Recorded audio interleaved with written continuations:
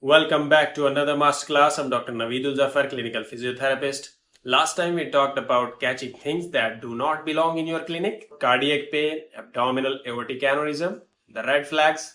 But today we are talking about what physios actually do in the ward, in the ICU, in cardiac rehab. Because we are not just here to spot danger, we are here to treat. I have two cases. Case 1, a patient after abdominal surgery. He is struggling to breathe. His SATs are low. The nurses are worried and you walk in. What do? Case 2, a man who just had a heart attack. He's stable now but terrified to move. Your job is to get him moving again. Where do you start? Same format, 2 MCQs. You pause, you think. Then I will walk you through what I would do in that exact situation and why. Alright, case 1. A 55-year-old man, day 1 after upper abdominal surgery. The nurse calls you. His SATs are 91%. He's breathing fast and shallow. You listen. Crackles at both bases. He's in pain. His cuff is weak. He's clutching his stomach. Doesn't want to move. What's your first move? Option A, oxygen via nasal cannula and monitor. Option B, sit him upright. Coach deep breathing with incision support. Option C, apply CPAP and request a chest x-ray. Option D, suction to clear secretions. Pause. Think. The nurse is watching. The patient is struggling. What are you actually going to do first? Press play when you're ready. If you pick B, positioning and coached breathing, you got it. But I know A and D were tempting. Let's go through them one by one.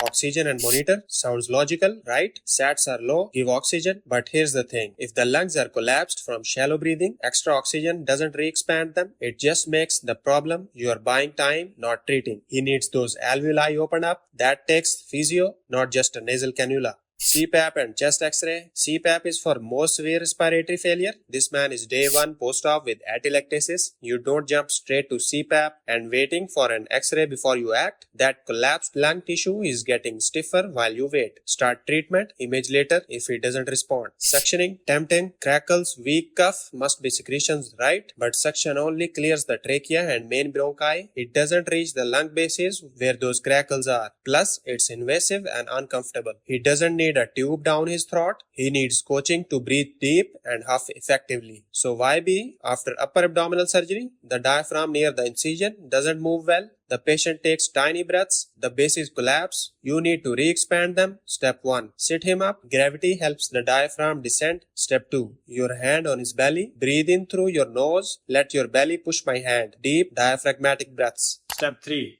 Supported huffing.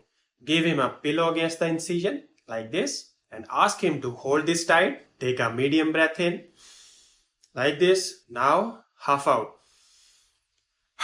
Like fogging a mirror. Short, sharp, controlled. Not a big painful cough. This moves secretions up without the pain. Crackles should clear. SATs should rise. That is just physio in action. Positioning opens the lungs. Deep breaths pop open. Collapsed alveoli. Huffing clears secretions. Incision support makes it bearable. All 4 together. That's your first line treatment. No machine, no suction. Just you, your hands, and your coaching. Your takeaways: number 1. Post-op crackles plus low SATs is atelectasis. Treat it now. Number 2. Position first, then breathing, then huffing. Number 3. Always support that incision. Number 4. Reassess. If the base is clear, you have done your job. Now case 2. Different setting, different challenge. A man who's survived a heart attack. His body is stable, his mind is not. Alright, case number 2. 60 years old, day 3 after an uncomplicated heart attack. He's been cleared for gentle mobilization. But when you walk in, he is lying flat, looking scared. He says, I'm afraid to move. What if it happens again? Vitals are fine. Heart rate 78. Blood pressure 130/80. SATs 96%. No chest pain. What's your first step? Option A, reassure him and begin walking in the corridor. Option B, educate on warning signs and start supine bed exercises. Option C, wait until he feels ready before attempting any activity. Option D, focus on incentive spirometry and avoid exertion. Pause. What is your approach? Push, wait, or something in between? Press play when you're ready.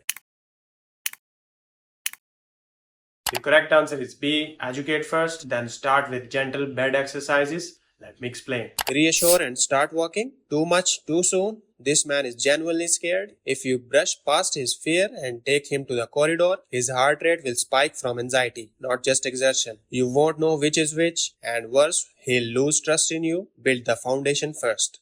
Wait until he feels ready sounds patient-centered, sounds kind, but if I waited for every post-heart attack patient to feel ready, they'd never leave the bed. Fear after myocardial infarction is normal. It doesn't go away on its own. You have to show them gently that movement is safe. Confidence comes from doing, not waiting. Incentive spirometry and rest. His lungs are fine. His sats are 96%. The problem isn't respiratory. It's fear of exertion. Giving him a breathing device and telling him to rest reinforces the idea that his body can't handle activity. You are unintentionally feeding the fear. So why B? Phase 1 cardiac rehab is as much psychological as it's physical. After a heart attack, patients develop kinesiophobia, that is fear of movement. They think any effort will trigger another myocardial infarction. Your first job isn't to exercise his heart, it's to earn his trust. Here is the sequence. Step 1. Educate. Sir, your vitals are stable. You have been cleared by the cardiologist. I will be right here. If anything feels off, we stop immediately. That safety net is everything. Step 2.